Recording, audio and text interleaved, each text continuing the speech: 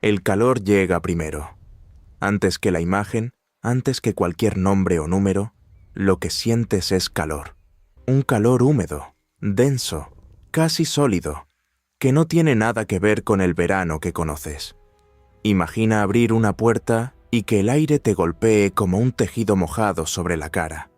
Ahora imagina que esa puerta nunca se cierra, que lleva así abierta hace 150 millones de años. El mundo que vas a conocer hoy no necesita ser imaginado del todo. Sus huellas están en la roca, sus huesos están en los museos, sus patrones están escritos en el genoma de los animales que comparten tu planeta ahora mismo. Pero entre la evidencia y la comprensión hay una distancia que la ciencia sola no siempre puede cruzar. Para cruzarla hay que estar allí. Y eso es exactamente lo que vamos a hacer. Si estás aquí, y más si este tipo de historias te atrapa, considera suscribirte al canal y darle like al vídeo. Cada gesto de ese tipo hace posible que sigamos reconstruyendo mundos como este. Retrocedamos. No 5 años, no 5 siglos. Retrocedamos hasta un punto en el tiempo tan remoto que la palabra antiguo pierde su significado. El período Jurásico comienza hace aproximadamente 201 millones de años y termina hace 145 millones. Son 56 millones de años. 56 millones. Para ponerlo en perspectiva, toda la existencia de nuestra especie, desde los primeros Homo sapiens hasta hoy, ocupa menos del 0.5% de ese intervalo. El Jurásico no es un capítulo de la historia de la Tierra. Es una novela entera, con sus propios comienzos, crisis, transformaciones y finales. Y empezó, como tantas cosas grandes, después de una catástrofe. Lo que vino antes se llama el período Triásico, y el Triásico terminó con una de las extinciones masivas más devastadoras del registro fósil. No la más famosa, esa vendría después, pero sí una de las más radicales. Hace aproximadamente 201 millones de años, una serie de erupciones volcánicas de una magnitud que hoy resulta casi imposible de visualizar, transformó la atmósfera del planeta. La provincia magmática del Atlántico Central, conocida en geología como la CAMP, liberó cantidades colosales de dióxido de carbono y dióxido de azufre durante decenas de miles de años. Las temperaturas globales subieron, los océanos se acidificaron, el oxígeno disponible en ciertas regiones marinas cayó a niveles que hacían imposible la vida compleja.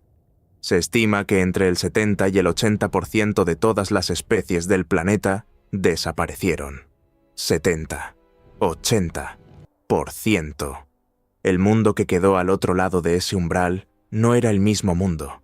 Era un planeta vaciado, reorganizado, con nichos ecológicos abiertos como heridas que esperaban ser llenadas. Y en ese vacío, en esa oportunidad brutal que solo la extinción puede crear, surgió el Jurásico. Un período que no comenzó con gloria, sino con silencio, con polvo y lava enfriada y cielos que tardaron milenios en despejarse del todo. Pero la vida no espera. La vida nunca espera. Los primeros beneficiarios del vacío triásico fueron los dinosaurios, aunque ese nombre en aquella época no significaba nada para ninguna criatura viviente. Los dinosaurios habían aparecido durante el Triásico, pero ocupaban un rol secundario en un ecosistema dominado por otros reptiles. Fue el colapso del Triásico el que los catapultó, no por ser superiores en sentido absoluto, sino por estar en el lugar correcto en el momento adecuado, con las adaptaciones justas para sobrevivir donde otros no pudieron. A lo largo del Jurásico temprano, durante los primeros 15 o 20 millones de años del período, la recuperación fue lenta, desigual, casi sigilosa. Las selvas y los helechos empezaron a repoblar las tierras. Los mares comenzaron a llenarse de nuevo de vida invertebrada. Los dinosaurios, pequeños todavía en comparación con lo que vendrían a ser, empezaron a diversificarse, a explorar, a ocupar nichos que antes estaban tomados y ahora estaban libres. El planeta en este punto era muy diferente al que conocemos. Los continentes que hoy ves en un mapa mundi todavía estaban unidos en una configuración que los geólogos llaman Pangea, aunque ya en el Jurásico ese supercontinente había comenzado a fragmentarse. Lo que hoy es América del Norte estaba conectado con lo que hoy es Europa. Lo que hoy es la India era una isla flotando hacia el norte, alejándose de lo que sería África. El Atlántico existía, pero era joven, angosto, más parecido a un mar interior que al océano colosal que conocemos hoy. Y el clima. El clima del Jurásico es algo que merece detenerse a sentir de verdad. No había hielo en los polos, ninguno. Los casquetes polares no existían. El calor era global, distribuido de manera mucho más uniforme que en nuestro tiempo. Las temperaturas medias de la Tierra eran quizás 8 o 10 grados centígrados más altas que las actuales. Los mares eran más cálidos, más ricos en ciertos nutrientes, más agresivos en su química. La atmósfera tenía concentraciones de dióxido de carbono varias veces superiores a las actuales, aunque nada parecido a los niveles que creó la catástrofe del Triásico. Era un planeta de invernadero, un planeta de selvas, de lluvias torrenciales, de ciclos de humedad que cubrían latitudes que hoy son desiertos o tundras. Si pudieras estar allí, ya en el Jurásico Medio, digamos hace 160 millones de años, y simplemente respirar, notarías algo extraño. El oxígeno sería suficiente, no muy diferente al actual en términos de porcentaje, pero el olor sería completamente diferente. Habría una densidad vegetal que no existe hoy en casi ningún rincón del planeta. Resinas de coníferas, esporas de helechos, el aroma acre de plantas que hoy no tienen descendientes directos. Sin flores, este es un detalle crucial y fácil de olvidar. Durante casi todo el Jurásico, las plantas con flores no existían. Las angiospermas, el grupo que hoy domina prácticamente toda la vegetación terrestre del mundo, desde la hierba de tu jardín hasta los árboles frutales hasta las rosas, todavía no habían llegado. El mundo vegetal del Jurásico era otro mundo. Cicadáceas, que se parecen superficialmente a las palmeras, pero que no tienen ningún parentesco cercano con ellas. Coníferas, algunas reconocibles para un ojo moderno, otras tan extrañas que resultarían difíciles de clasificar. Ginkgos, uno de los linajes más antiguos que aún existen, casi sin cambios desde el Jurásico hasta hoy. Helechos que alcanzaban alturas de árbol. Colas de caballo gigantes. Un paisaje verde, sí, pero un verde que ningún ser humano ha visto nunca con sus propios ojos. Y en ese paisaje, los protagonistas que todos venimos a ver.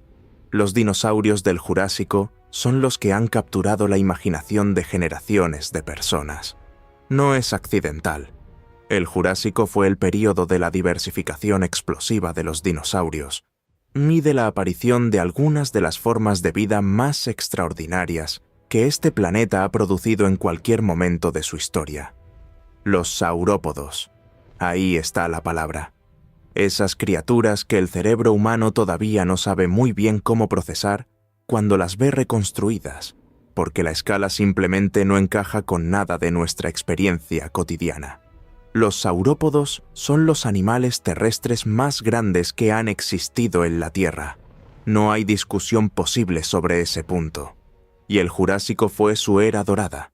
El Brachiosaurus, el Diplodocus, el Apatosaurus, en mal llamado durante décadas Brontosaurus. Un error de nomenclatura tan famoso que el nombre incorrecto sobrevivió en la cultura popular mucho después de que la ciencia lo corrigiera.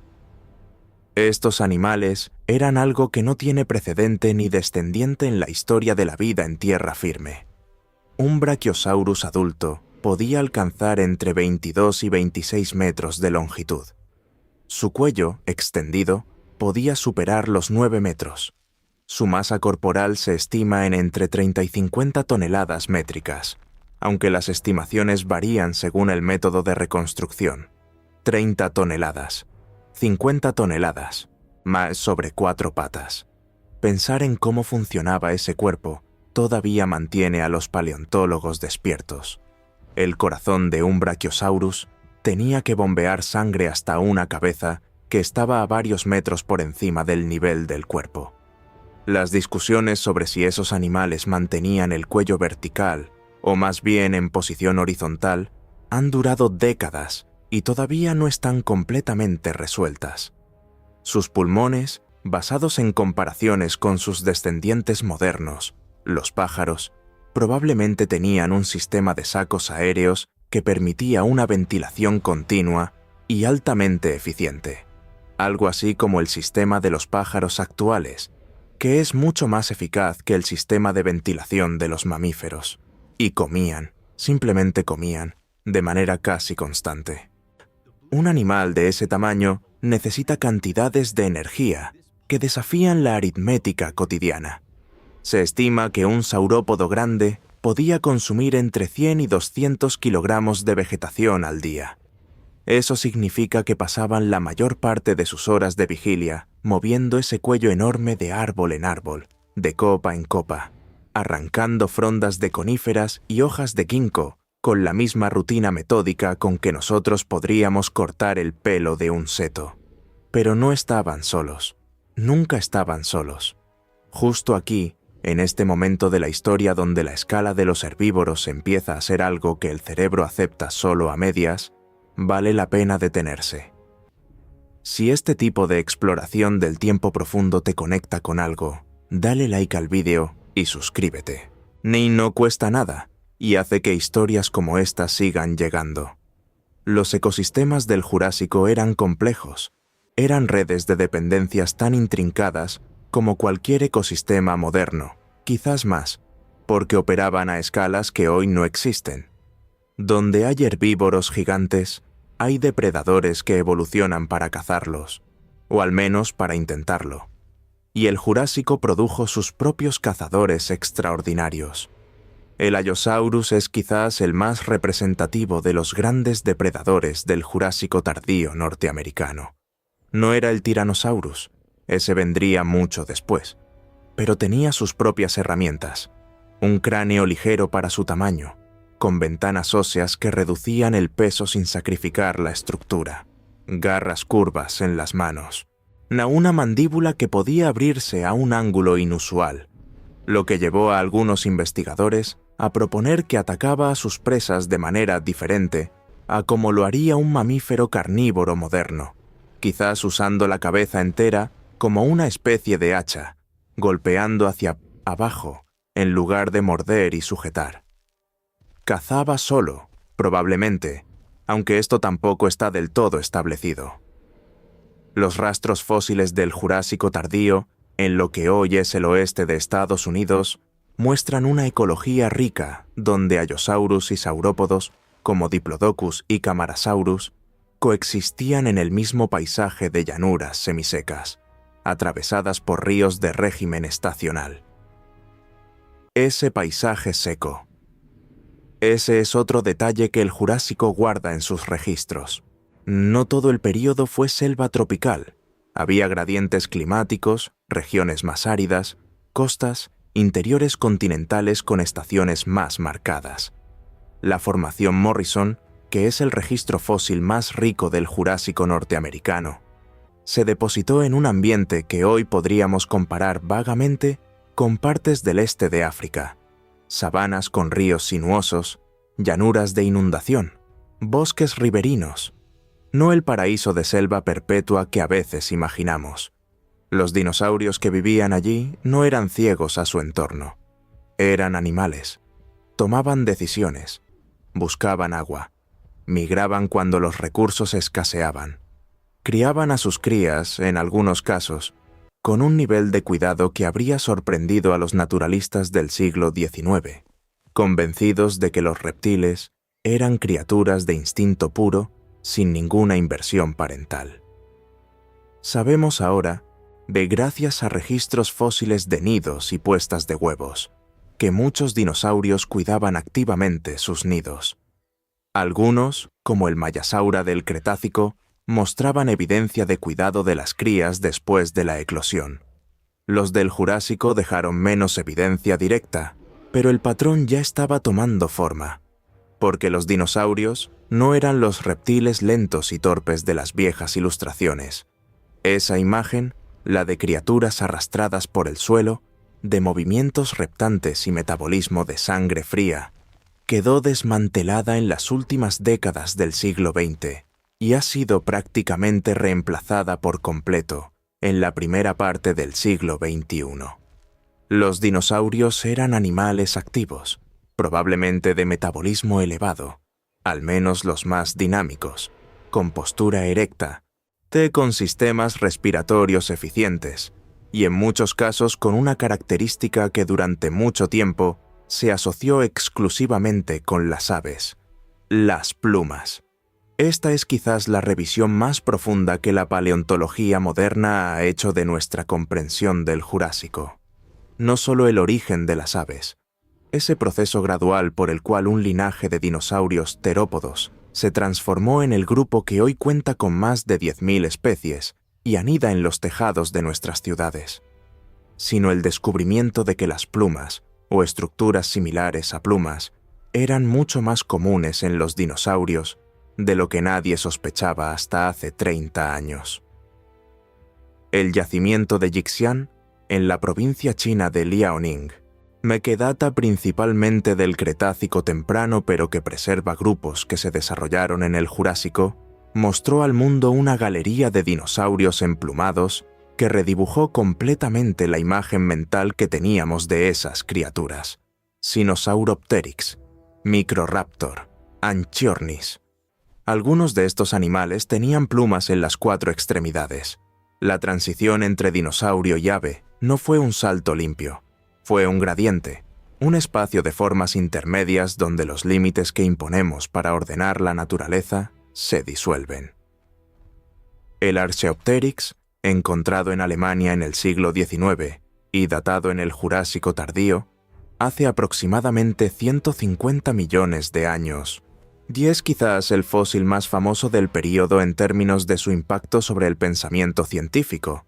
Tenía plumas, tenía alas, pero también tenía dientes, garras en las alas y una larga cola ósea. Era, en todos los sentidos técnicos, un dinosaurio.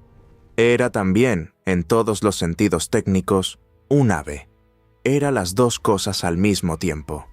Y eso nos dice algo fundamental sobre cómo funciona la evolución, que no produce transformaciones instantáneas, sino acumulaciones graduales de cambios, donde las categorías que usamos para ordenar el mundo son siempre más porosas de lo que quisiéramos.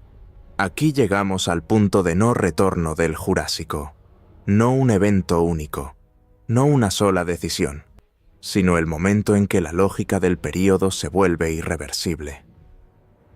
A lo largo del Jurásico, ni los dinosaurios se habían diversificado en todos los grandes grupos que el registro fósil exhibe. Los saurópodos dominaban las llanuras y los márgenes de los bosques. Los terópodos, desde los gigantes como Allosaurus hasta los medianos y pequeños cazadores emplumados, ocupaban los niveles superiores de las cadenas alimentarias terrestres. Los ornitisquios, el otro gran linaje de dinosaurios que incluye los que tendrían placas dorsales, cuernos, picos y armadura, ya estaban presentes aunque todavía no habían llegado a sus formas más extremas. En los mares, una fauna completamente diferente. Los ictiosaurios, reptiles marinos que habían evolucionado convergentemente hacia una forma similar a la de los delfines modernos, dominaban ciertos nichos oceánicos. Los plesiosaurios, ni con sus cuellos largos o sus cabezas grandes según el grupo, ocupaban otros. Los cocodrilos, que ya existían desde el Triásico, continuaban diversificándose, y en el Jurásico algunos llegaron a formas oceánicas activas que habrían resultado irreconocibles para quien solo conoce sus descendientes modernos. En los cielos, los pterosaurios. Estos reptiles voladores, que no son dinosaurios aunque suelen confundirse con ellos, habían aparecido también en el Triásico y en el Jurásico produjeron formas de una diversidad asombrosa. Algunos eran pequeños como golondrinas, otros, los que vendrían a ser en el Cretácico siguiente, alcanzarían envergaduras de 10 o más metros. En el Jurásico los más grandes ya superaban varios metros de envergadura y cazaban peces sobre las costas del Tetis, y ese mar interior cálido que separaba los continentes en formación. El momento irreversible del Jurásico no es una extinción, es algo más sutil. Es el punto en que la arquitectura del mundo vivo se consolidó de una manera que ya no podía deshacerse. Los dinosaurios no iban a desaparecer en el Jurásico, seguirían dominando durante otros 70 u 80 millones de años. Pero el molde en que ese dominio se expresaría ya estaba fijo. Las aves ya habían comenzado. Los mamíferos, que habían existido desde el Triásico pero siempre en márgenes, en grietas del ecosistema, en hábitos nocturnos y tamaños pequeños, ya estaban esperando, en silencio, su momento. Y ese momento no llegaría en el Jurásico. Llegaría mucho después, con otro impacto, otra extinción, otro reinicio brutal. Pero antes de llegar allí, antes de hablar del fin, es importante detenerse en lo que el Jurásico dejó, no solo en el registro fósil, sino en el mundo en que vivimos hoy. Los dinosaurios que no se extinguieron, porque ese matiz importa, los que sobrevivieron la extinción del Cretácico, son los pájaros, y los pájaros son dinosaurios terópodos. Cuando ves un gorrión en una rama, o un cóndor planeando sobre los Andes, o un pingüino torpedear bajo el agua, estás mirando a un dinosaurio jurásico que encontró la manera de sobrevivir lo que sus parientes no pudieron. Las aves llevan en su biología la huella directa del Jurásico. Su sistema respiratorio, único entre los vertebrados terrestres, tiene raíces en esos saurópodos que necesitaban mover enormes cantidades de aire por cuerpos colosales.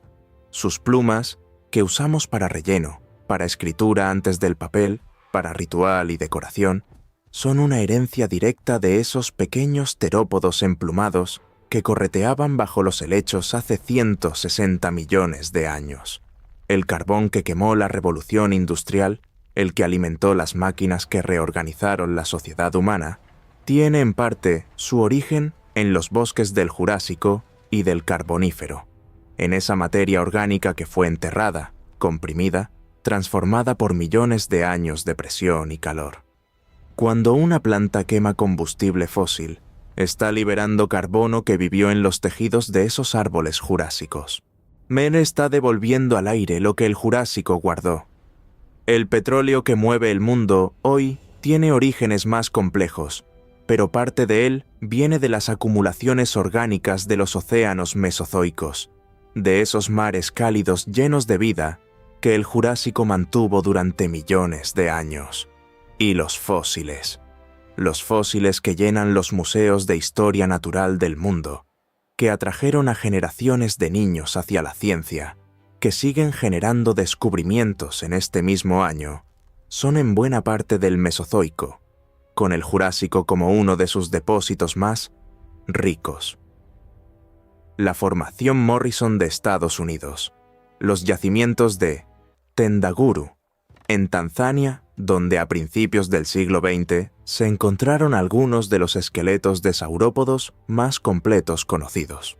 Los yacimientos de Solnhofen en Alemania, donde la finura del sedimento preservó impresiones de tejidos blandos y plumas con una resolución que ninguna otra roca del mundo puede igualar. Ahora, el golpe final. La pregunta que este período te hace sin decirlo. El Jurásico duró 56 millones de años. En ese tiempo, produjo algunas de las formas de vida más extraordinarias que este planeta ha conocido. Y luego siguió adelante. Cambió. Transformó. El Cretácico trajo las flores, los insectos que las polinizan, los dinosaurios más conocidos de la cultura popular, y finalmente la extinción que abrió el camino para los mamíferos y mucho después, para nosotros. Pero hay algo en el Jurásico que no es fácil de nombrar y que vale la pena intentar. Vivimos en un mundo que parece hecho para nosotros. Las ciudades, los cultivos, los idiomas, las religiones, todo apunta hacia el centro donde estamos parados. Es la ilusión más profunda que tiene cualquier especie dominante. Los dinosaurios del Jurásico también vivieron en un mundo que parecía hecho para ellos, que llevaba su lógica en cada ecosistema, en cada red alimentaria, en cada forma de vida que existía, y duraron más que todo lo que nuestra especie puede imaginar como futuro. Y aún así, no es una advertencia, no es una moraleja simple, es algo más honesto. El Jurásico nos dice que el mundo no tiene un centro permanente, que los dominios que parecen eternos son, desde cierta distancia, solo puntos en una línea. Que la vida en la Tierra ha sobrevivido 5 extinciones masivas y sigue aquí, reorganizándose, probando nuevas formas, encontrando caminos donde parece no haber ninguno. Y eso, según cómo lo mires, puede ser lo más aterrador o lo más tranquilizador que el registro fósil tiene para decirte. Si llegaste hasta aquí, gracias de verdad. Este canal existe para explorar mundos como este, tiempos que la historia humana no alcanza a cubrir, pero que forman parte de la historia de todo lo vivo en este planeta, incluyendo a ti. Si el vídeo te gustó, el like y la suscripción hacen una diferencia real. Y si tienes algún período, alguna extinción, algún animal o algún momento que quieras que exploremos, déjalo en los comentarios. Eso es exactamente lo que necesitamos para saber hacia dónde vamos. Este vídeo es una reconstrucción histórica y científica generada con asistencia de inteligencia artificial de carácter ilustrativo y divulgativo. Las fechas, nombres y datos están basados en el conocimiento científico disponible, pero la narración incluye elementos de reconstrucción imaginativa propios del género documental.